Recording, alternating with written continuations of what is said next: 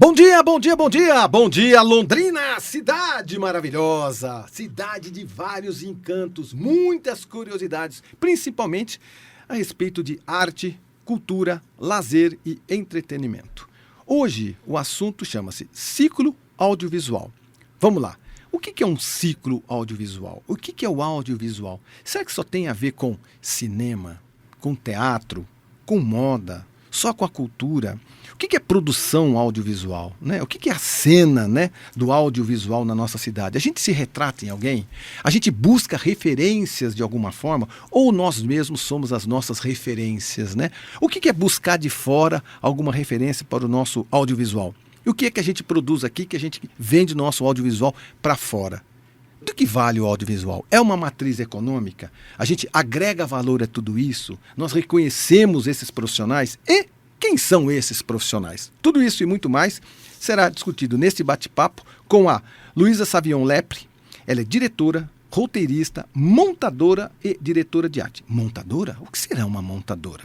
Ela é cineasta, arquiteta e produtora cultural. Ela participa de produções audiovisuais desde 2013, tendo atuado como produtora, diretora de arte e montadora em uma dezena de curta-metragens e 3 séries para TV ou streaming também, que hoje em dia não tem como fazer uma coisa desassociada da outra. Tudo a gente tem que ver, escutar, navegar, não é verdade? E também televisão em casa. Em 2017, fundou a produtora Wab Filmes e passou a escrever e dirigir seus filmes. Olha que legal. Em 2020, produziu e coordenou as oficinas REC, Roteiros em Circuito, que se transformou em um livro editado pela Grafatória Edições. Dirigiu os curtas O que nos separa, Na Estrada para a Califórnia, Um Desvio naquela Mesa e os clipes Sal, para a Banda Perigosa e Coração de Relógio, para Henrique Medina. Seus últimos trabalhos, Olhar Aprumado, tornou-se ciborgue no interior. Estão em processo de pós-produção. Então, Luísa, é o seguinte, não pode parar de estudar. Nunca estudou um monte e tudo que parece que você fez até ontem, hoje tem que estudar de novo para continuar aprendendo. Bom dia, muito obrigado pela sua presença. Bom dia, Marcão. Prazer é meu de estar aqui. Muito bem. Gabriel Xavier, designer, diretor de arte e game designer. Com 15 anos de experiência em design, sendo 10 deles como freelancer, ao longo dessa jornada atuou em projetos que vão desde jogos educativos até campanhas digitais. Ele lidera uma direção criativa e de ilustração conceitual de jogos voltados à educação e à saúde. Isso é muito legal, Colaborou com startups, estúdios e criadores independentes, transformando ideias abstratas em visuais marcantes e eficazes. Gabriel, muito obrigado pela sua presença e um bom dia. Muito obrigado pelo convite. Muito bem. Amigos convidados, o que é o audiovisual? Como a gente retrata o audiovisual? Como a gente define o audiovisual de uma forma bem não é nem amadora, mais popularesca, né? Se fosse assim, num bate-papo com cineastas, eruditos, produtores, eu tenho certeza que vocês citariam até grandes estudiosos. Mas para o grande público, o que é o audiovisual? Vamos lá. Eu acho que é a junção de imagem e som, né? Então, tudo que é imagem e som, seja live action, que seria, então, filmagem de pessoas, ou animação, né? Jogos, daí não sei como. Eu acho que eu vou um pouquinho além. É tudo aquilo que você consome que não seja lido diretamente. Se não for livro, se não for quadrinho, tem áudio, tem som, é audiovisual. E o livro e o quadrinho pode se transformar no audiovisual? Não só pode, como eu já participei de projetos disso também. Eu cheguei a fazer um livro animado para a escritora Glória Quirinos, do Peru, chama Formigarra e a Cigamiga. Ela tinha o livrozinho, que era um livro ilustrado para crianças. Esse livro foi transformado em uma música, e aí eu fiz a animação das ilustrações do livro em cima da música. Foi bem parecido também com o que eu fiz para o Arrigo Barnabé, com Tubarões Voadores. Entendi. Então a base pode ser um livro, a base pode ser uma música, a base pode ser um grafite, não é? Eles transformam num audiovisual, é isso. Qual foi sua primeira experiência? Minha primeira experiência com audiovisual foi... Rapaz, faz muito tempo. Eu ainda estava no ensino médio e a gente resolveu transformar a rádio da escola em um site, onde as pessoas poderiam ouvir a rádio da escola no contraturno de casa, se elas quisessem. Você tem quantos anos? Eu tenho 30. 30? Você nasceu em Londrina? Não, eu nasci em Curitiba. Em Curitiba, quanto tempo aqui? Eu tô em Londrina faz 10 anos. Por que você veio pra cá? Pra fazer faculdade. Qual? Na verdade, eu vim pra cá pra fazer biomedicina. Biomedicina? Desisti no processo, virei designer e tô trabalhando com isso desde então. Mas a ideia, porque hoje a galera muito nova tem acesso aos grandes produtos e também ferramentas, não é? Cada vez mais os nossos celulares se transformaram em ilhas de edição. Não é? Há 10 anos atrás, uma ilha de edição ocupava uma mesa. Hoje, uma ilha de edição ocupa a palma da mão. Não é? Então, você com 30, com certeza, há 15 anos, você já fuçava na parte digital. Com toda certeza. Né? Eu cresci usando o computador e sempre tive acesso a eles. Os primeiros você é um nativo projetos, digital. Você é um nativo digital. Desde criancinha, desde pequenininho. Alguém falou pra você, você vai fazer medicina, meu filho. Você falou, tá bom, tá bom. Não, eu gostava mesmo. Ah, é? E eu queria ser pesquisador, queria ser cientista, até tentar ser e descobrir que eu não gostava. É mesmo, cara. E aí o audiovisual já veio acompanhando esses 15 anos? Sim. Já, né? Desde antes. Então tá. Então, de uma forma não simplista, todo o ciclo audiovisual ele pode começar a partir de uma inquietação sua de ver um livro para transformar aquilo em imagem, ver um filme, transformar de uma outra forma, pegar aspectos do cotidiano das pessoas e gravar aquilo. Pode ser qualquer intervenção urbana dentro de alguma situação fechada, como um livro, como um filme, e você pode transformar aquilo ali num pensamento diferente. Eu já vi crianças pegando os brinquedos, pegando um celular e montando em CapCut historinhas e com trilha sonora que tem dentro do programa, criando mini curta-metragens a partir de brincadeiras dentro de casa. Qual que foi a sua primeira experiência, Luísa? Vixe, difícil também, hein, lembrar a primeira experiência. Eu acho que eu sempre fui muito interessada nas artes, em fotografia, assim. Então comecei a fotografar novinha também. E logo percebi que a imagem estática me faltava alguma coisa, assim. Até nos meus primeiros trabalhos fotográficos eu estava sempre fotografando sequencialmente, assim, parece que buscando um movimento, né? Então aí também... Você gostava do frame, né? Gostava do frame. E daí foi um processo até entendendo, né? Óbvio que hoje eu amo fotografia, um fotolivro, que também eu entendo quase ele como um filme também, porque você vai passando as páginas e você vai mergulhando. Mas ele é muito mais silencioso, mais estático. Eu vejo toda uma beleza. Tem uma pira, tem coleções de fotolivro também. Mas na hora de fazer, eu comecei também tocando. Tive banda, enfim, na adolescência, então tocava guitarra. Essa inquietude vem de casa, né? Às vezes vem assim, pai um pouco inquieto, mãe também, culturalmente sempre avaliando as coisas pelo lado da cultura, porque às vezes tem avaliações, concorda comigo? Sem dúvida. Né? É assim, no meu pensamento, Gabriel e Luísa, muito da inquietação que a gente às vezes vê nos nossos familiares, nos nossos amigos, no nosso cotidiano, não é? Então você se inquieta para você, de uma forma profissional, você dá uma olhadinha no cotidiano, no urbano e fala, cara, isso aqui eu acho que vale um livro, vale uma foto, aquele grafite eu acho que dava para retratar de forma diferente, né? Você foi até pelo lado da arquitetura, não é? Sim. Aí me graduei em arquitetura, assim, e fui... trabalhando. Então, até por isso comecei... É muito difícil fazer cinema e arquitetura ao mesmo tempo. São duas cargos muito complexos, né? O projeto arquitetônico, todas as suas etapas, acompanhamento de obra, é difícil fazer isso meio período. E o cinema também, com toda a sua etapa de iniciar desenvolvimento, roteiro, pré-produção, pós-produção, distribuição, também é um ciclo muito gigantesco, assim. Então era difícil, Você né? chegou a atuar como arquiteta, não? Sim. Meu escritório de arquitetura eu fundei em 2011. Ele é ativo até hoje. Eu tenho 2 obras que eu estou acompanhando, mas desde o último ano eu parei muito, assim, porque daí comecei a focar mais no cinema. A Lei Paulo Gustavo foi imprescindível, assim, mas desde sempre, assim, a Londrina tem se organizado para incentivos fiscais, assim, de vários modos. De projetos, né? De projetos. Então, assim, em 2019, eu acho, se eu não me engano, que teve o Arranjos Regionais, foi a primeira vez que veio um montante mais alto para a cidade. Então, desde então, eu fui conseguindo me encorajar mais, assim, porque eu consegui ter mais financiamento para falar, não, vou focar no cinema. E, de repente, com a Paulo Gustavo, eu estava, assim, com 1000 projetos, e daí eu falei, não vai dar para ficar cinema e arquitetura, então, o meu escritório de arquitetura, realmente, fui reduzindo minha carga horária lá. Até essa minha última experiência, fazer a série na Batalha, que a gente gravou, a gente entrou em pré em março e terminou de gravar em julho. Foram 4 meses intensos. Foi, acho que a verba mais alta de audiovisual que veio para Londrina, histórico. Foi assim. histórico. E aí não tinha como, né? Foi dedicação exclusiva para o cinema, então parei tudo que eu tinha de arquitetura até lá.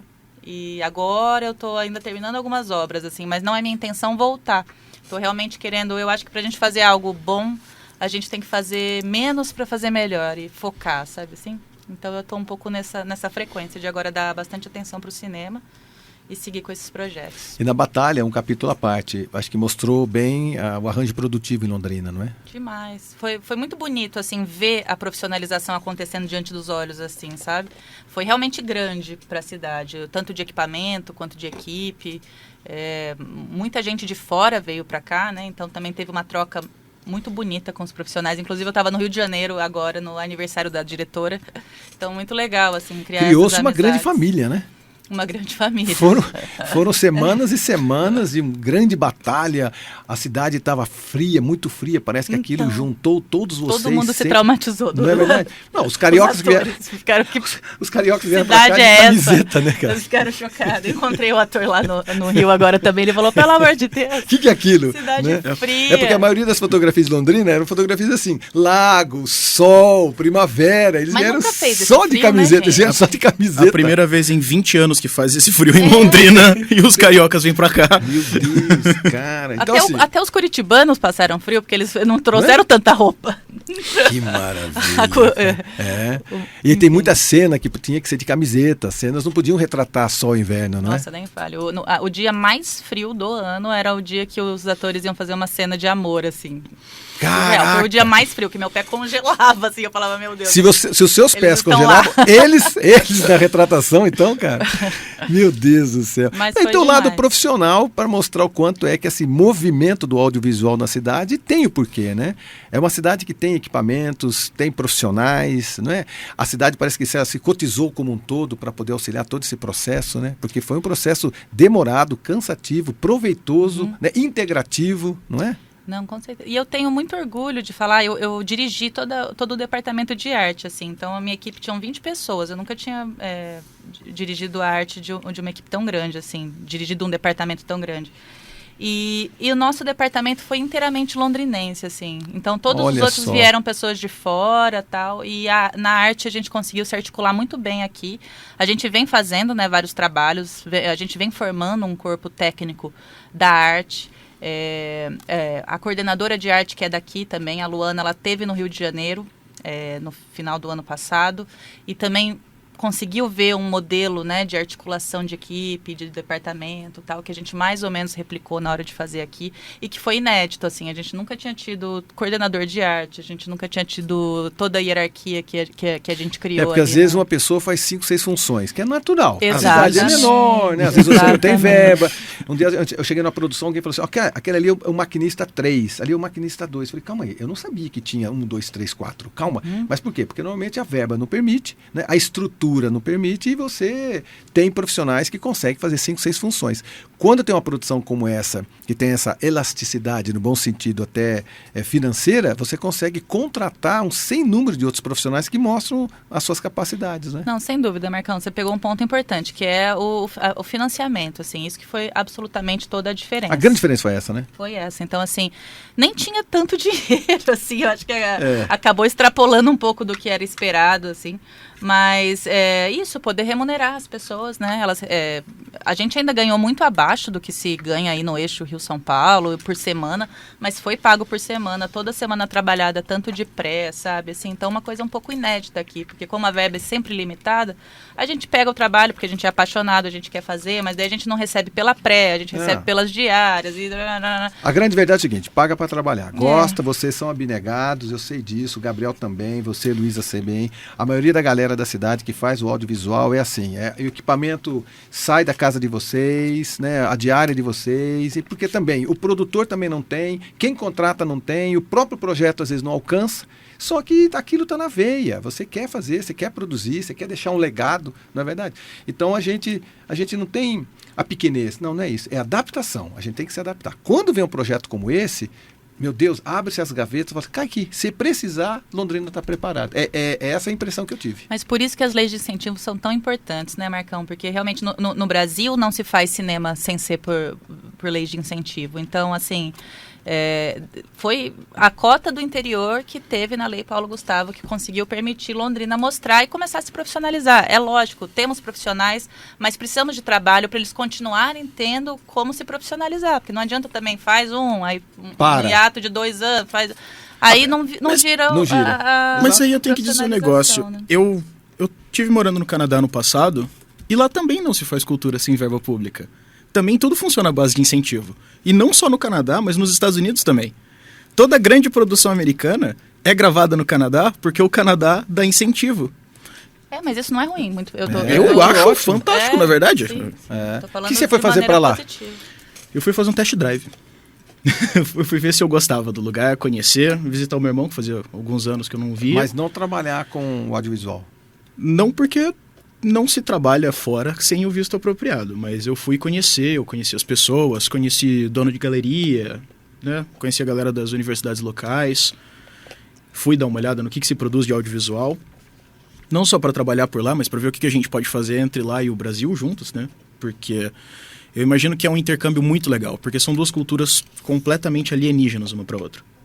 E se ganha muito quando você consegue interagir com gente de outros lugares do mundo.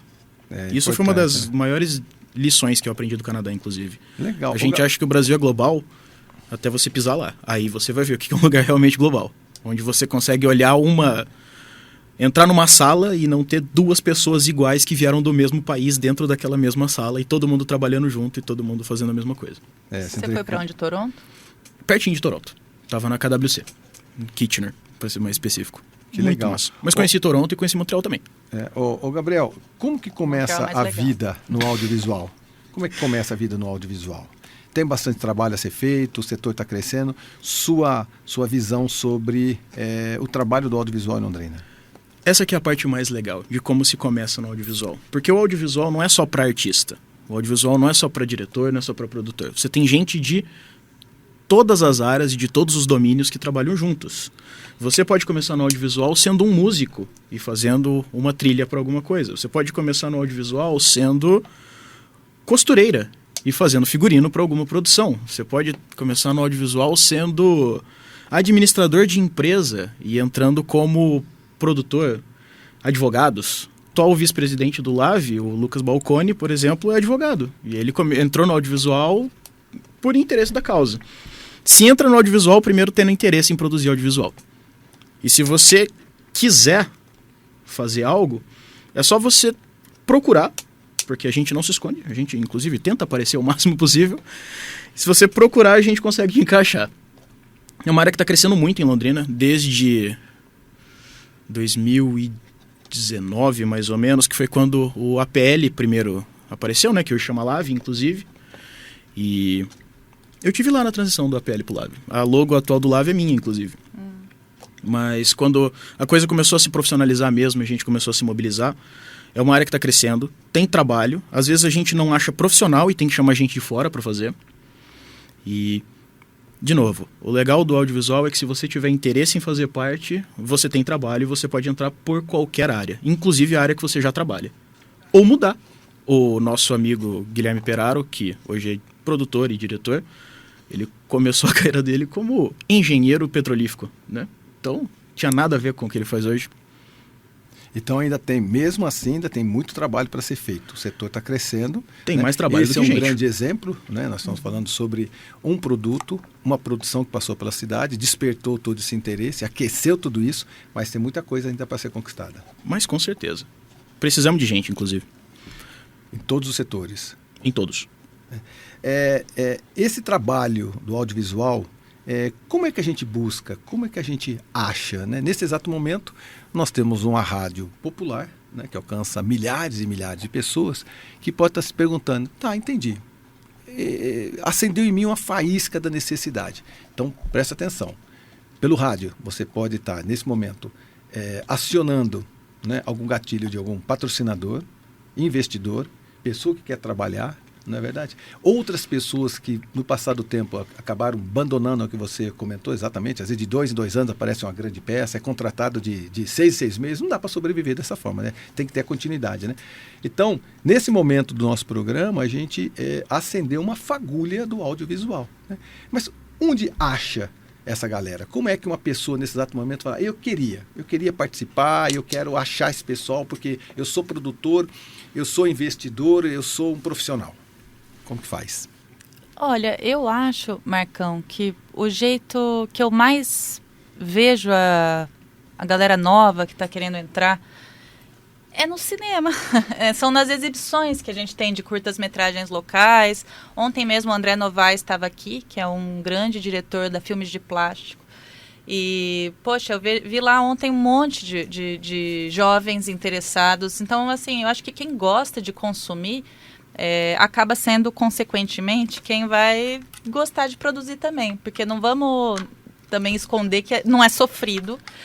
Também só fica no audiovisual, pelo menos assim, no cinema mais, que é a minha área, né? Eu não fiz muito além do que cinema, no audiovisual. Uhum. É sofrido, não é fácil, assim, tem que... Então, assim, você tem que gostar. Então, eu acho que a galera que fica ligada nos ciclos que estão tendo de, sabe, sessões de curtas-metragens, Festival Kinoarte, exibições de filme, vão acabar encontrando a gente, né? Quem está produzindo, a gente sempre está lá. Então, e eu aproveito o espaço aqui para dizer que a gente está articulando um grupo de mulheres, se você for mulher e estiver interessada. A mulherada aqui de Londrina está se organizando e a gente quer fazer realmente uma database de mulheres que querem trabalhar no audiovisual. A gente está montando um formulário, a gente vai divulgar isso. Então, se você está interessada, você quer participar, fica de olho aí nas nossas redes. Logo teremos um @ no Instagram. Porque a gente quer cadastrar. A gente quer cadastrar mulheres que tenham interesse, experiência em câmera, arte, figurino. Todas as idades, né? Todas as idades, para justamente amanhã entrou um projeto onde a gente vai chamar Queremos por Mulheres, e a gente vai ter esse cadastro feito. Então, esse é um projeto que está em andamento. A gente já fez uma primeira reunião presencial, as mulheres, mas seguimos com o grupo e estamos querendo cadastrar a mulherada aí. É importante porque eu já sei de produção que precisava de mulheres com mais idade, né? E aí você tinha aquela dificuldade. Então tá bom, já que não tem, vamos caracterizar. Aí entra o pessoal de cenografia, de maquiagem, fica mais caro, sabendo? Se você tivesse verdadeiramente meia dúzia de vovós, ficaria muito mais barato. E estava faltando esse casting, né? Então esse chamamento é importante, né? E ontem, até aproveitando esse gancho, o André, é muito bonito o trabalho dele. Eu convido todo mundo que está aqui para assistir também os filmes dele. Ele chama André Novaes. Ele só trabalhava com não atores, assim, a princípio. E ele contou um pouco a experiência. Ele começou a pôr a família dele, né? Então, a mãe, o pai dele e o irmão dele acabam atuando no filme.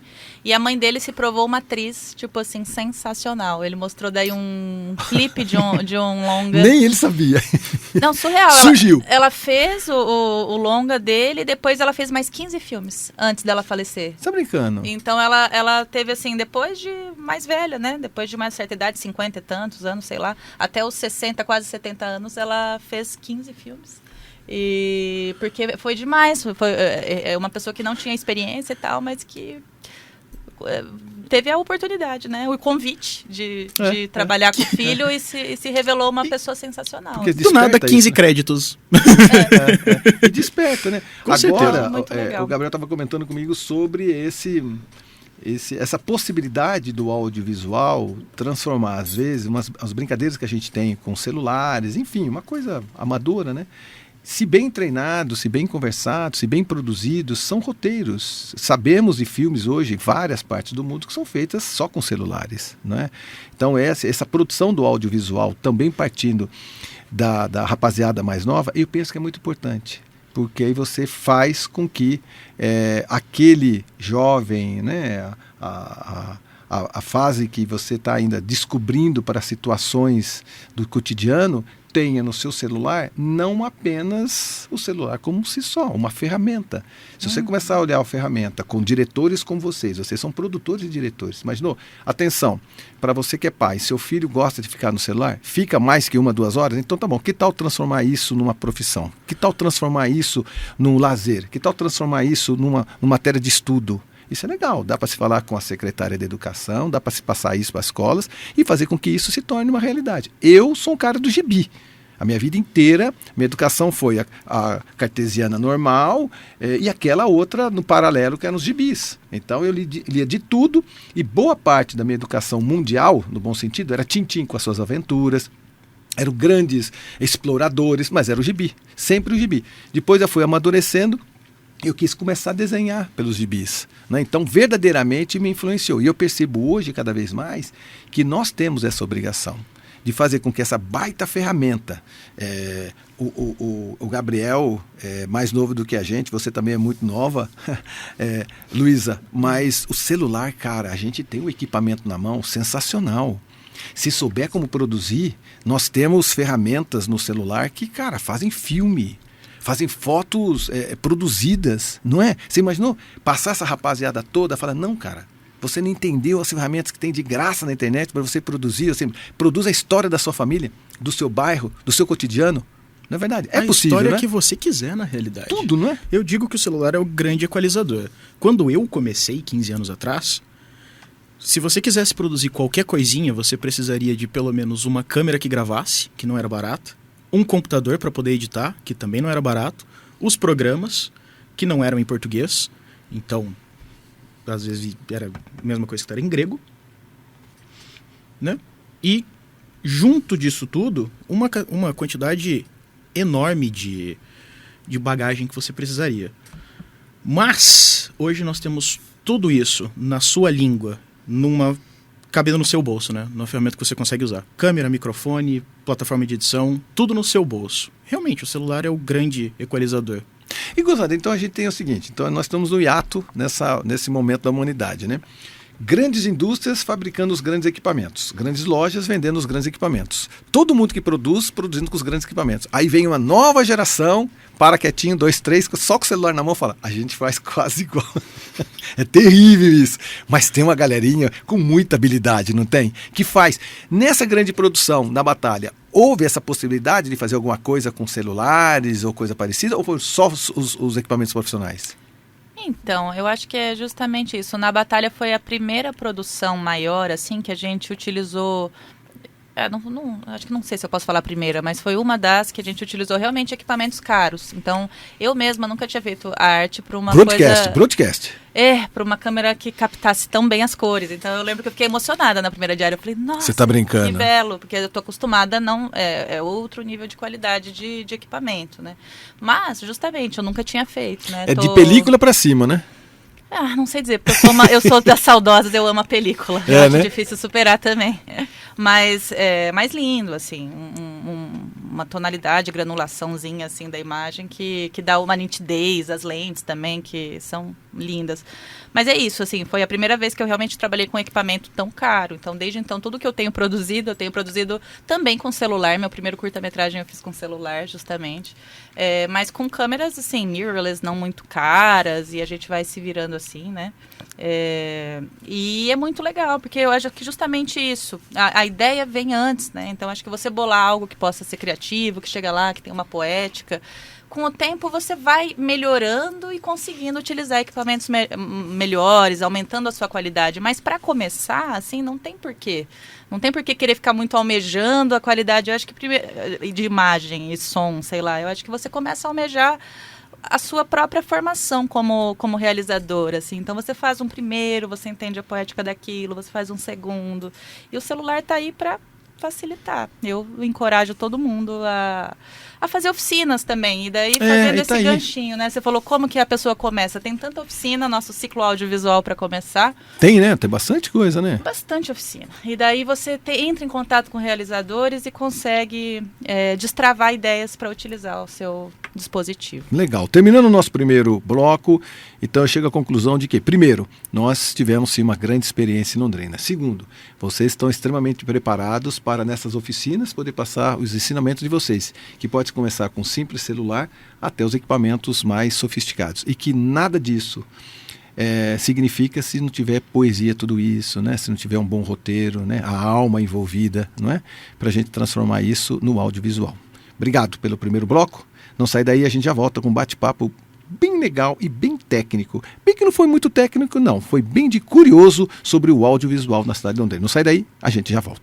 Muito bem, estamos de volta com o bate-papo Ciclo Audiovisual, com a Luísa Savion e o Gabriel Xavier, batendo papo aqui no primeiro bloco. Nós começamos a definir principalmente as perguntas assim mais pertinentes, né? O que é, para que serve, quem pode? E aí a gente descobriu que é o seguinte: qualquer pessoa que gosta de retratar aquele momento, seja para a fotografia, seja com celular, seja com a câmera amadora ou profissional, queira participar disso tudo, existe, né? Hoje o arranjo produzido Lave é um dos mais importantes do país, reconhecido nacionalmente, não é? Junto com a galera que trabalha muito. Estamos sabendo aqui a respeito hoje do porquê que foi feito esse grande projeto chamado Na Batalha, né? Aqui em Londrina, com grandes produtores, e que fez essa efervescência, ou seja, tirou de tudo quanto é lado os londrinenses e não londrinenses, dizendo, cara, estamos presentes. Se precisar, nós estamos a postos para produzir um material nacionalmente e internacionalmente, com toda certeza, vai ganhar o mundo, porque está sendo muito bem agora editado, né? Masterizado, tudo certinho para isso ganhar os limites do mundo todo. Significa, cara, nada que você faz aqui para aqui, né, Luiz? Nada, né? Eu tenho certeza absoluta que, de repente, você está editando um material bacaninha, coloca nas redes sociais, você vê, está na Rússia, daqui a pouco está na China, está nos Estados Unidos. Não tem como dizer que tem limites. Não tem mais limites, né, cara? Não tem. Né? E o cinema londrinense, pegando esse gancho aí, tá indo muito bem, né? Esse ano, o curta de um amigo meu e realizador daqui, Michael Neri, acabou de ser selecionado em Brasília. Não sei há quantos anos que um curta londrinense não era selecionado para o Festival de Brasília. Esse mesmo curta teve no Olhar de Cinema em Curitiba. Agora, curta aqui no Fórum, tiveram curtas do Arthur Yankiewicz. Acho que Raquel Deliberador também, a animação passou não sei aonde. Marmita, do Guilherme Peraro, ganhando prêmio. Canal Brasil, também no Kinofórum. Se eu estiver esquecendo alguém é péssimo, mas eu posso estar. Mas assim, Londrina tá, o que eu quero dizer aí nisso, tá rodando mesmo, tá rodando o mundo. E é muito legal esses festivais brasileiros tradicionais, né? Eu acho que assim, é muito importante, é muito lindo ver Londrina também conquistando esses espaços, primeiramente, porque depois o mundo vai. Mas é muito legal a gente conseguir primeiro se estabelecer nacionalmente, assim. Então tá lindo de ver. E o mais bacana é que não só tem esse monte que já estão prontos e estão ganhando e estão sendo selecionados, mas está saindo mais um monte. O Peraro terminou de gravar coisa mês passado, o Grota estava gravando com ele também. Então a gente está tendo produção constante e consistente, que isso é uma coisa muito importante para um polo produtivo. E as que já foram produzidas estão ganhando coisas, que significa que não só a gente produz e a gente é consistente no quanto que produz, a gente é consistente na qualidade do que produz também para cá. Legal.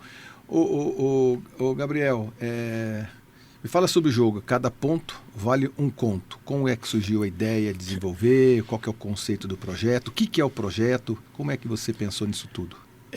Cada conto vale um ponto, na verdade. Na realidade, essa história não é minha, eu não posso ganhar crédito por isso. Ela é do ilustrador e escritor daqui de Londrina, o Guilherme de Martino. E ele fez uma história sobre 5 alunos bagunceiros de uma escola que se colocam numa encrenca com o professor de literatura.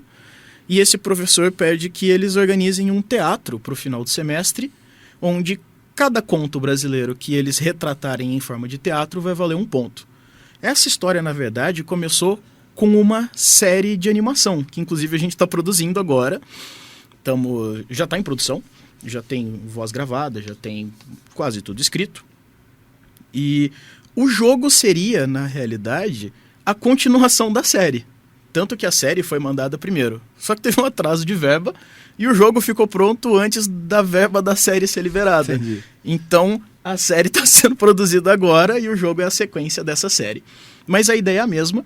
A diferença é que no jogo, em vez de ser um conto, é um poema que um aluno, que daí não tem nome, que é a criança que vai escolher o avatar dela para jogar, tem que juntar os pedaços dentro do mundo da literatura para compor esse poema no final do jogo. Mas a série é basicamente, ela segue o mesmo modelo de as crianças se encontram na escola, elas vão ler um conto e elas vivem o conto que elas leem. Qual a sua função no processo de criação do jogo? No jogo eu fui animador, e game designer, e eu ajudei o Di Martino com a direção de arte também, porque foi a primeira experiência dele com 3D dentro desse gênero. Mas eu foquei principalmente na parte de game design da história, que é o profissional que vai definir a parte mecânica, né? O como se joga. Entendi. Quais são os profissionais que se envolvem num projeto como esse, no processo de criação do jogo? Quantos profissionais são envolvidos? Olha, é bastante gente. Na hora de renderizar, faz uma farm ou não? A renderização é própria não, ou é distribuída? Ele roda em tempo real no computador, na realidade, né? Não, a produção. A produção? Produção. A produção está sendo terceirizada, da série. Quem está fazendo é o iRay Studio, inclusive. Mas eles têm os equipamentos que eles precisam. Sobre quanta gente fez o jogo, eu estava como game designer, Guilherme Di Martino como roteirista principal e diretor de arte, Guilherme Peraro como produtor, Rodrigo Grota, a Mavi e o Felipe como roteiristas, e o Rodrigo Grota como diretor das vozes, todos os dubladores da série, e mais toda a equipe da Lone Wolf, do Willy Fernandes, que fizeram a parte de programação e montagem do jogo. Aí minha pergunta, lógico que vocês fizeram alguém fazendo o making-off disso tudo, né? Lógico que não, né? Lógico que não. Óbvio que não. É lógico que não. Louco, tem que ter. Tem que ter. Ô Luiz, tá aí. É nesse momento que você pega, fura a bolha e mostra para a cidade toda a quantidade, a diversidade de profissionais envolvidos nisso. Porque quando a gente fala assim, isso é renderizado como? Para as pessoas entenderem. É a forma que quando você desenha um desenhinho, às vezes ele vem à mão. Muitos filmes, o Avatar foi um deles mesmo, né? Como que é que ele vendeu muito? Porque ele chegou 6 meses antes dizendo, cara, esse filme demorou 2 anos para ser feito. Essa cena demora 6 horas para ser feita. Essa cena demorou 1 dia para ser feita. Quantas pessoas desenharam isso aqui? Bom, esse é um desenhista principal. Esses outros 6 são secundários e os outros 1000 estão cada um no lugar do mundo renderizando aquele material. O que aconteceu? Nesses 6 meses, 1 ano antes do filme ser lançado, ficou todo mundo curioso para ir atrás.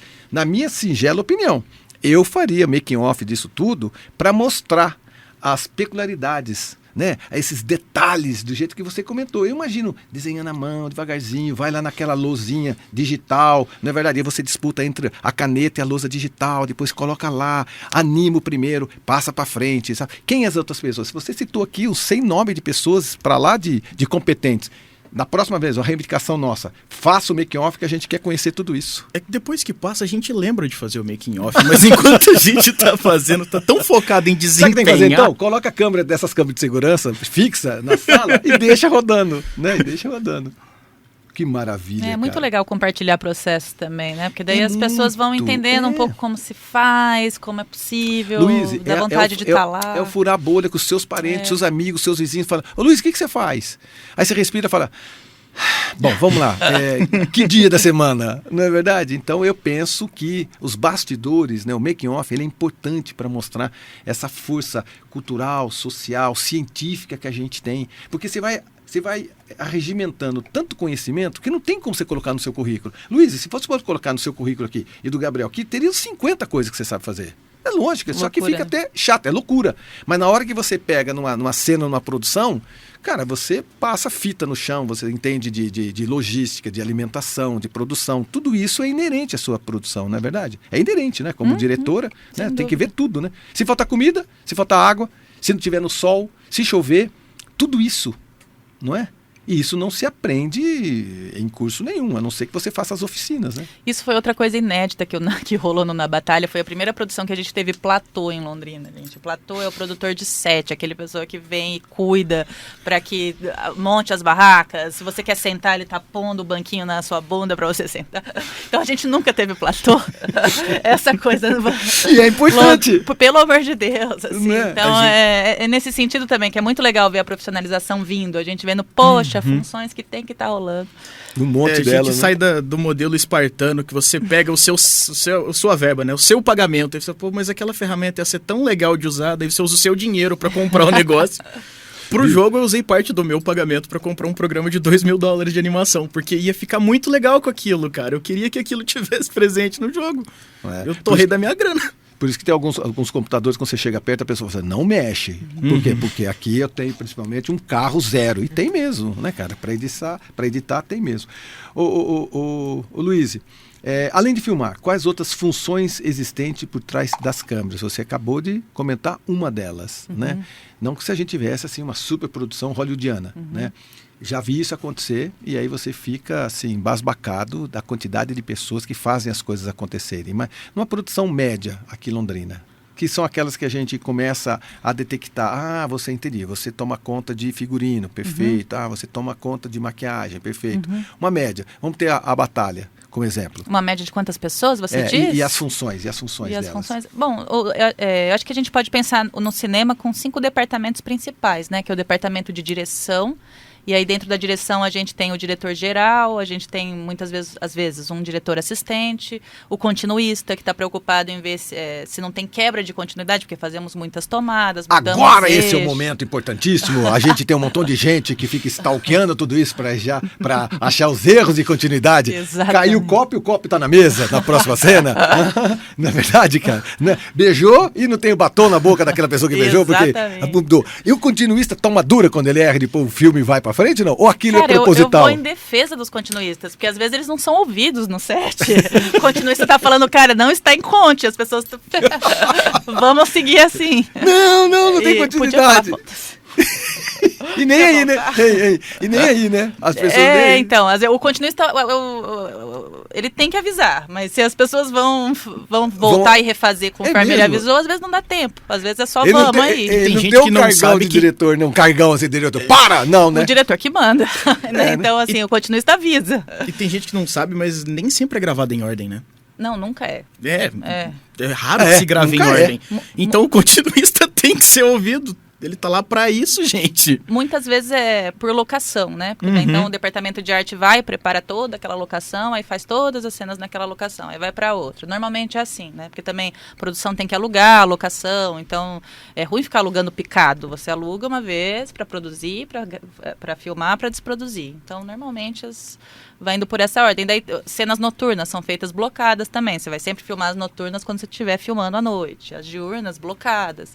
Então, muitas vezes, assim, quase 100% das vezes vai ficar fora de ordem. A não ser que seja um projeto muito curto, todo interno, que dê para ter aí uma ordem progressiva, mas assim... Pra game e pra animação, a gente também grava as vozes dos dubladores em bloco. É por dublador. E nem sempre o dublador sabe qual é o contexto do que ele tá gravando. Então, às vezes, você pega alguma fala... Nossa, mas tá muito ruim, o ator é ruim. Não é que é ruim, é que às vezes o diretor não avisou pra ele o que tava acontecendo. Entendi. Então, ele gravou do jeito que veio o roteiro. Entendi. Vocês perceberam que a profissão de vocês e a produção de vocês vale a pena ser assistida? Vocês perceberam que a produção de vocês e o trabalho de vocês vale a pena ter um filme sobre? Vocês perceberam que a produção de vocês e o que a gente faz na cidade vale a pena ter um roteiro de como acompanhar o roteiro? Já perceberam o quanto que é importante, não só pela batalha. A batalha me chamou a atenção, porque eu estive envolvido indiretamente, observando todo esse processo, né, com as facilitações que eu pude exercer. Mas eu percebi assim, que tem produções acontecendo quase todos os dias na cidade, né? Ou é sessão de fotografia, ou de games, ou de filmes, e que normalmente as pessoas pegam só aquele blocado, só aquele pedacinho, né? Fala, o que está acontecendo aqui? Pararam a rua ali para poder filmar aquilo. Pronto, você vê 4, 5 câmeras, um drone voando, 5, 6 pessoas sendo maquiadas e mais nada, não é? Então eu percebo que a valorização também parte daquilo que a gente entende. Imaginou? O que a gente está conversando aqui nesse segundo bloco, eu percebo assim, é um sem números de situações, equipamentos, sabe? Quando você chega num lugar que o case é maior que o equipamento, dentro, com toda certeza, tem uma coisa muito cara. Case muito fixo, com muita rodinha, com muita borracha, significa ali dentro, carrega 150, 200 mil reais um equipamento que às vezes tem um palmo, não é verdade? Então, minha opinião, muito singela, muito simples. Fazer os bastidores, né, aplicar isso para que o grande público tenha entendimento, né? Porque às vezes tem um patrocinador que quer entender tudo isso, né? Tem um fornecedor que quer entender tudo isso. E aí você acabou de apelar para, quem sabe as mulheres não se reúnam para quando você precisar dessa quantidade de mulheres para alguns projetos. Mas, homens carecas, homens de bigode, pessoas de barba, tatuados. Olha, você tem um sem número de personagens que a gente poderia fazer um casting, não é? Para o audiovisual daqui. Envolveria mais pessoas. Eu sou apaixonado no audiovisual, eu acho ele sensacional. Ô Marcão, e para não deixar os ouvintes também, que eu falei que eram 5 principais departamentos e a gente parou aqui no de Você direção. é bom roteirista. Ei, continuista. Atenção, continuidade. Vamos lá. Só para não deixar também esse vácuo aí, então são 5 departamentos, é direção, fotografia, arte, som e produção. Então, basicamente, as pessoas todas do audiovisual vão estar divididas nesses 5 departamentos. Novamente. Direção, que é quem então está cuidando de dirigir, tomar as decisões, lidar com os atores, né, todo o departamento de direção. Produção, está fazendo acontecer, está deixando as pessoas com capacidade de fazer, tendo alimentação, tendo estrutura. Enfim, tendo acesso, liberações, a produção cuida de tudo isso, cuida do dinheiro, a produção executiva é a que faz os pagamentos, contratos, enfim. Departamento de arte é o que cria todos os cenários e também pensando que tem as duas partes, né? São todos os cenários e também tem toda a parte de caracterização, que daí entra figurino, maquiagem, cabelo, né? A de fotografia, que então que cuida mais da luz. Fotografia e arte eu vejo muito como um trabalho que tem que ser conjunto, porque se pensa a paleta, se pensa a imagem, o frame ali, né? Então, a fotografia ela vai cuidar também de estudar lentes, luzes e trabalhar junto com a arte. E, por último, o som, que também é um departamento super legal, que tem que captar o som direto, segurar boom, cuidar dos ruídos, enfim, pôr as lapelas nos atores. Então, é isso. Basicamente, você pode se dividir aí nesses 5 departamentos e muito legal transitar por eles e aprender de tudo, né? Muito bem. Tá aí, ó, grandes oficinas. Começa pelo boom. O que é o boom? A girafa. Por que segura? Como é que segura? Uma vez eu fui fazer uma participação com o boom. O cara falou para mim, você não vai aguentar. E verdadeiramente não aguentei. É necessário esforço físico, até para segurar o boom, que é a girafa. Amigos, não saiam daí que a gente já volta com ciclo audiovisual. Curiosidades, histórias e principalmente muito trabalho em Londrina sendo realizado. Muito bem, estamos de volta com o ciclo audiovisual. Curiosidades, um bate-papo para lá de agradável, com muita curiosidade da minha parte também, porque a gente sempre quer se meter na situação dizendo, cadê filme, cadê vídeo, cadê bastidores, cadê o make-off disso tudo, porque a gente gosta de descobrir o que a cidade faz, que às vezes são pequenas bolhas, né? Porque você vai fazendo isso por bolhas, né? São setores. E não é culpa de ninguém, é isso mesmo. Quem faz teatro, quem faz dança, quem faz filme, e de repente a gente tem que furar essas bolhas para mostrar para a cidade a quantidade, a diversidade, a qualidade que é filme aqui, o que é feito aqui pelo audiovisual. Mas nós temos agora um projetaço, né, já em atividade, que é o ciclo do audiovisual. E aí? O ciclo audiovisual, então, já começou. Começou no dia 18 de agosto e tem depois mais uma sessão desse projeto do Cada Conto Vale um Ponto no dia 8 de setembro, que o Gabriel pode falar um pouquinho. A gente está levando o nosso jogo que a gente produziu, que nós comentamos no bloco anterior, para uma escola daqui de Londrina que foi escolhida, que é a escola onde, inclusive, quando aconteceu o projeto WASH, foi lá que ela foi escolhida. E a nossa ideia era pegar o nosso público, que é o público tanto da série quanto do jogo, e não só mostrar o jogo para eles em funcionamento, mas dar uma pequena aula para eles de como que se faz um jogo. Então, nós tínhamos o Guilherme Peraro, que foi o nosso produtor, que esteve lá explicando para as crianças como funciona a parte de equipe. O Guilherme de Martino, que é o idealizador do projeto todo, falando sobre como fazer desenho, levou desenhos para elas. E eu ensinando para elas como pegar aquilo tudo de história e transformar aquilo em um jogo. Então foi um bate-papo bacana e vai ter mais uma sessão agora e a gente vai poder conversar com mais delas. Muito bem. E a continuidade? No dia 2 de setembro, a gente tem Twin Peaks, uma sessão comentada em homenagem a David Lynch, que o Rodrigo Grota vai trazer convidados. Nos dias 2, 9 e 16 de setembro, a Roberta Takamatsu vai dar oficina Mulheres, Personagens de Si Mesmas. No dia 3 de setembro, Londrina, Ontem, Hoje e Amanhã. William Santin, Airan Oliveira, Ellen Luz e equipe de O Tom da Terra vão dar essa oficina Ontem, Hoje e Amanhã. Dias 8, 9 e 11 de setembro, Arthur Yankevics vai dar filmes multiplot e suas características narrativas. Dia 9 a 12 de setembro, Rodrigo Grota vai dar interpretação para cinema, para atores. E aí onde eu entro com mais a Alessandra Pajola e a Celina Becker, Desde o dia 13 de setembro a 4 de outubro, sempre aos sábados, a gente vai dar a Oficina 43, uma produção de roteiro para videoclipe para o menor NPR. Então a gente vai escolher uma música desse último álbum dele e vamos trabalhar desde a parte da escrita do roteiro, do conceito de direção, de montagem de orçamento, equipe. Eu vou ministrar a direção de arte e fotografia para todo mundo que tiver interesse em fazer videoclipes. Em batalhas de rima, também pessoas que curtem o trabalho do menor, eu acho que vai ser uma super experiência bacana. Aprenderem todo esse processo, né? Desde o início do roteiro até toda a parte no papel. Essa oficina não vai ter a parte prática, vai ter a parte teórica, para depois, com toda essa documentação pronta, quem tiver interesse conseguir um incentivo aí de edital, do Promic, enfim, para poder viabilizar esse videoclipe futuramente. Mas aí a gente vai participar por todo esse processo de confecção de um projeto, junto do menor, que é essa figura incrível aqui da cidade, que ele é poeta, ele é MC, ele é rapper. Você viu que ele foi pro Rio de Janeiro, né? Foi pro Rio de Janeiro. Não é, cara? Se virou, fez vaquinha, né? Foi se apresentar, houve reconhecimento, a satisfação dele em participar. Cara, que resgate, que história sensacional. E que sirva de exemplo, né? Sem dúvida. E essa nossa oficina vai ser lá na Pavilon, que é na Praça da Juventude, então próxima ali do União da Vitória, que é da onde o menor é. Então a ideia é que assim, todo mundo que tiver interesse no trabalho dele, ou em videoclipe de um modo geral, mas vai ficar bem fácil para quem for ali do União de participar. Assim. A nossa ideia é tentar trazer essa galera para estar junto nessa confecção de clipe para o menor. No dia 4 de outubro, vai ter um fórum online, Aloha, Horror e Comédia Ácida, com Bruno Guerin, Evandro Scorsin, Natasha Murphy, Anderson Simão, Cristiano Souza e Cris Vim. Vai ter também escrita criativa de roteiro com a Maria Vitória Tsiani, que ainda está sem data. Mais uma oficina da Roberta Takamatsu, Repensar a Memória, oficina de mini documentários para pessoas idosas. Então, dia 1, 8 e 15 de setembro no CCI da Oeste, 3, 10 e 17 de setembro, CCI Leste, 4, 11 e 18 de setembro, no CCI Norte. E assim encerramos esse ciclo audiovisual riquíssimo para a cidade. Cara, a quantidade de personagens, de qualidade, de experiências, porque na minha opinião é sempre assim.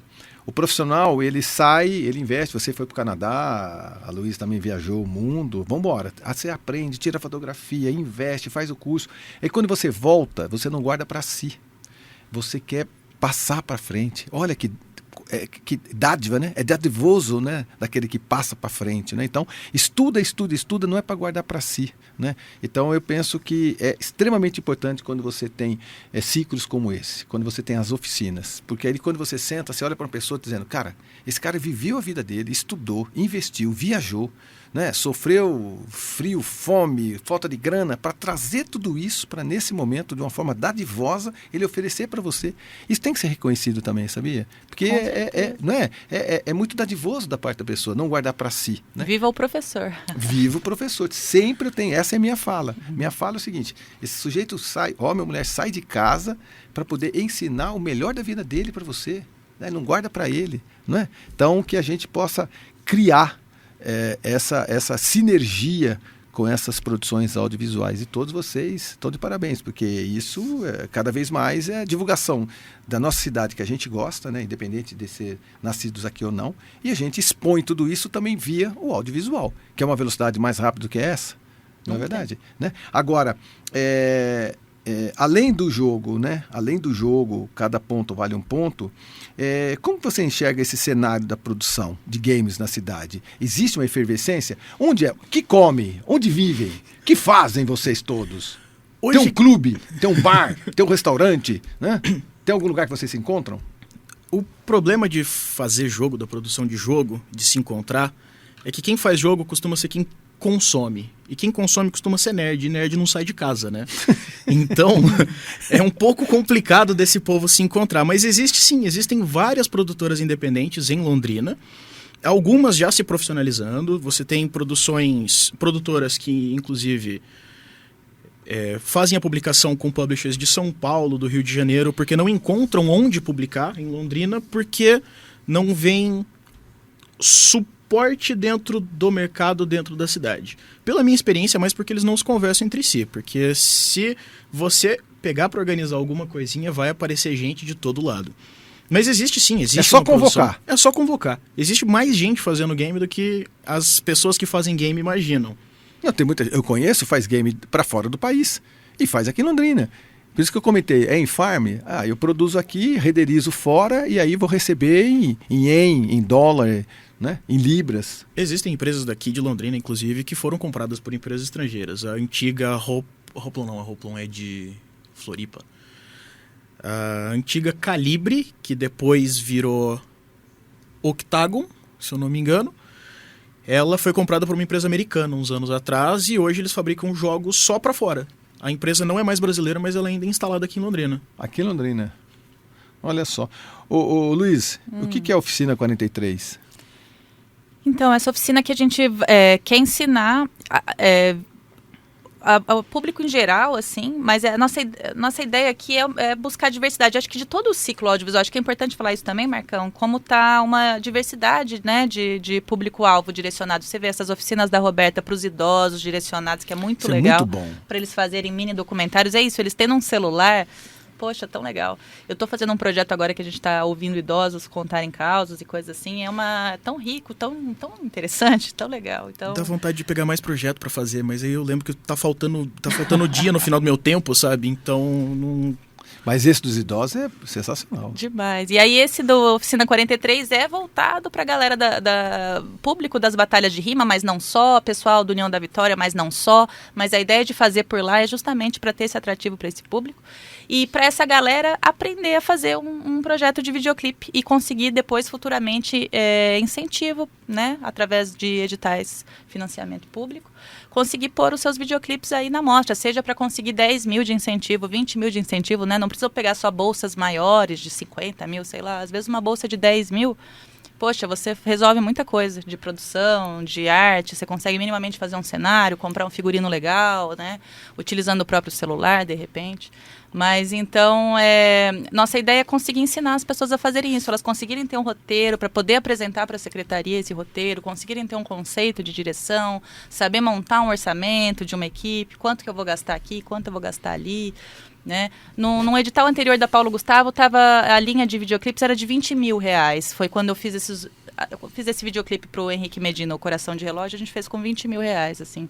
Não é uma verba alta, mas os profissionais conseguem receber, conseguem ser remunerados, a gente conseguiu fazer várias loucuras, construir umas máquinas malucas, né, que assim, tendo um pouco de incentivo, o produtor rola tem legal. o produtor tem que ser um bom gestor financeiro e um cara de muita criatividade, né? Sem dúvida, acho que a criatividade ajuda em todas as áreas e... Eu vou um pouco além, na verdade, não só para você conseguir pegar verba para fazer isso, porque, de novo, quando eu comecei era tudo mato na parte de game pra cá. Não tinha edital público que envolvia game. Tanto que tiveram algumas coisas que a gente teve que produzir livros e produzir séries e produzir animações porque não tinha verba para fazer jogo. Se a gente quisesse fazer jogo, tinha que fazer outra coisa e anexar um jogo junto. Vai, aprende como que faz e faz no peito. Manda ver, faz, publica, vê no que dá também. Às vezes dá certo. Eu construí uma carreira inteira fazendo isso. Não, também, Gabriel. Valiosíssimo sua observação. Assim, essa oficina não é só para quem quer buscar financiamento. Se conseguir, melhor, porque eu gostaria que o financiamento estivesse alcançando todas as pessoas mais diversas também. Não ficasse sempre central nas mesmas pessoas. Seria incrível se essa bolha furasse. Mas, assim, encorajo todo mundo a fazer no peito. E eu acho que na nossa oficina você vai aprender, quem tiver interessado, a realmente aprofundar o seu projeto, amadurecer um projeto audiovisual de clipe. E aí depois, como você vai fazer isso, com que dinheiro, se com o seu, se você vai buscar financiamento, a gente vai sempre incentivar o pessoal a buscar, porque a gente quer descentralizar. Mas fazer no peito também é legal, é uma raça, é uma coisa, dá uma adrenalina também específica, né? O meu primeiro curta eu fiz assim, sem dinheiro, e foi legal. Qual foi? Também. Na estrada para Califórnia. Então, sem romantizar, porque é isso, as pessoas têm que receber, eu gostaria que todo mundo estivesse recebendo dignamente pelas diárias, mas também quando você quer começar e você tem uns amigos e vocês falam, eu faço aqui, depois você faz pra mim, também vai se criando uma rede bonita, assim, né? Porque os primeiros projetos, eles não tem que ser muito caros, a gente tem que conseguir realizar. Tem que tirar da ideia, passar pro papel, tirar do papel, roteirizar e entender todo o processo também. não é? E isso a gente espera que quem quiser participar da Oficina 43 aprenda com a gente. Exatamente isso. A criatividade vem assim. Eu sei de muita gente que fala assim, mas eu não tinha o figurino. Eu falei, gente, cara, faz um catado na casa da família, né? Precisava de roupas, vai na avó, vai no amigo, pede. Porque é muito também de zona de conforto, tem que sair. Tem que sair. Existe possibilidades, né?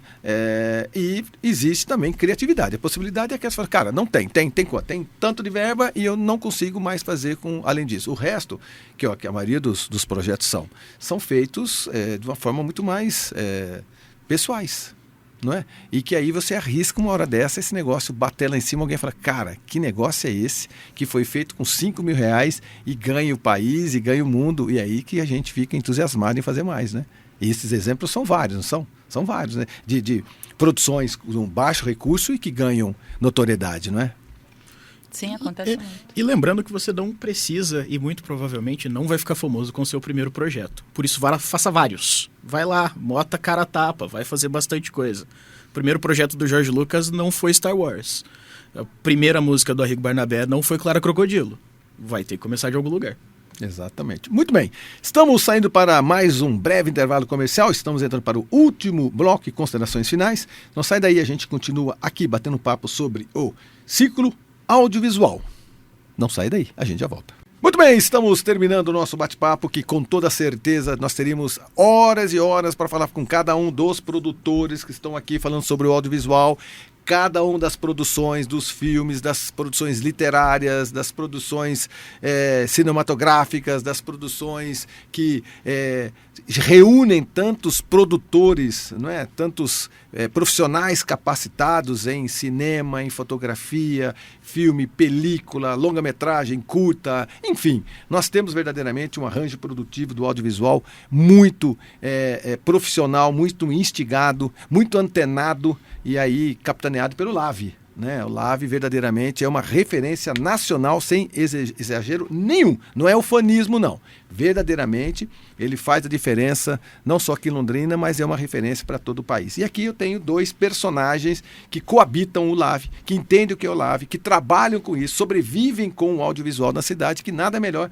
do que trazer vocês a divulgar tudo isso numa rádio de alcance popular para que a gente fure bolhas. A minha ideia sempre é furar bolhas. A minha ideia sempre é falar para público que não é o teu público. Senão, quem vai te assistir, Luiz? Sempre é a família, os amigos, os produtores, fornecedores, os puxa-saco, gente que só entende...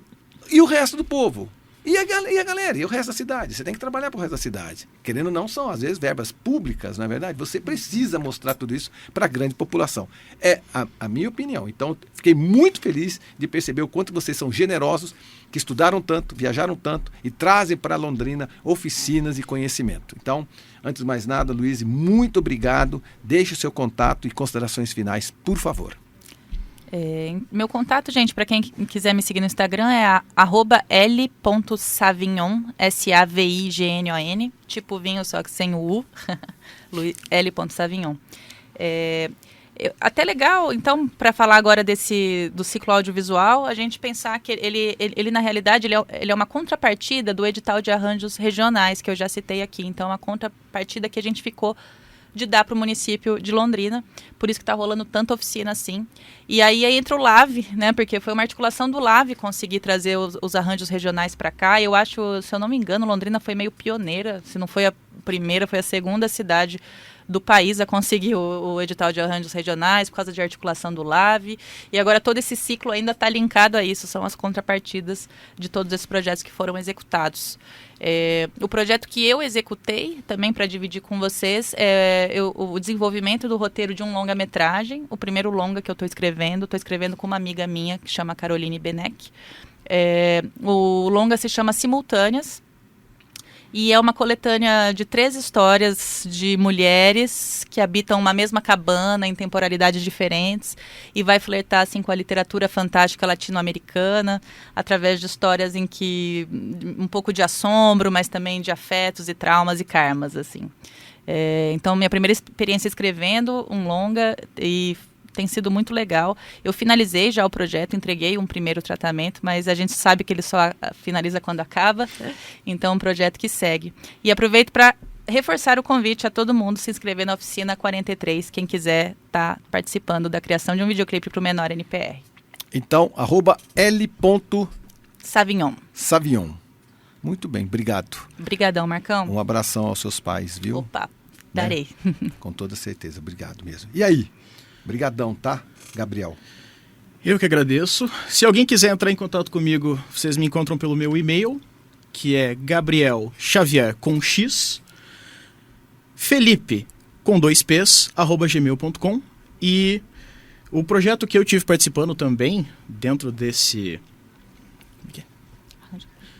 Isso, dentro do Arranjo Regional, foi o Cada Conto Vale um Ponto, a série, não só o game. Nós estamos apresentando do game, mas também tem a série, que está com estreia programada para o ano que vem na TV Cultura. Que bacana.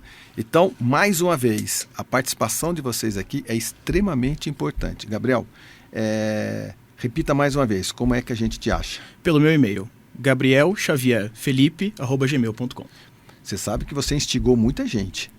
Tomara. É verdade, porque o audiovisual ele é importante nas características que vocês fizeram de forma popularesca.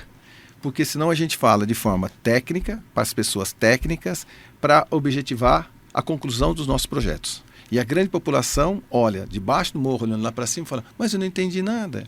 E aí você procura um patrocinador que não entendeu, você procura um apoiador que não entendeu. Então a oficina é importante, os making-offs é importante, as postagens nas redes sociais também de uma forma mais clara é importante. Porque hoje eu saí daqui satisfeito de entender e conhecer projetos tão importantes que vocês fazem em bem da comunidade. Parabéns, viu? Obrigado, fundo do meu coração, obrigado mesmo. Tamo Obrigado. junto. Oh, amém, obrigado. Luiz Savion Lepre, né? A Luísa Savion, roteirista, diretora, montadora e diretora de arte, e o Gabriel Xavier, designer, diretor de arte e game designer. Obrigado a vocês, obrigado a todos vocês que nos acompanharam. Até a semana que vem, se Deus quiser, eu tenho certeza que Ele há de querer.